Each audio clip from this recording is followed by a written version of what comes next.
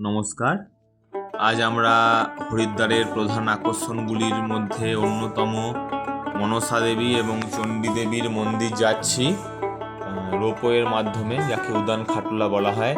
এই দুটি মন্দিরই সিদ্ধপীঠ হিসেবে অত্যন্ত পরিচিত। মনসা দেবী মন্দিরটি শিবালিক পর্বতমালার বিলোয়া পর্বতের চূড়ায় অবস্থিত এবং দেবী মনসা হলেন ভগবান শিবের মানসকন্যা এবং বাসুকী নাগের ভগিনী। ভক্তরা বিশ্বাস করেন যে এখানে অবস্থিত পবিত্র গাছের ডালে সুতো বাঁধলে নাকি তাদের ইচ্ছা পূরণ হয়। এবং মনসা মন্দিরের ঠিক উল্টো দিকে নীল পর্বতের ওপর অবস্থিত চণ্ডী দেবীর মন্দির। মনে করা হয় দেবী চণ্ডী এই স্থানে নিশুল্ক ও শুল্ক নামে দুটি রাক্ষসকে বধ করেছিলেন 1929 সালে।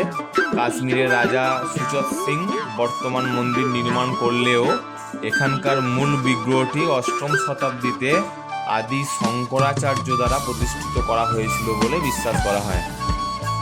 রোপওয়ে থেকে হরিদ্বার শহরের দৃশ্য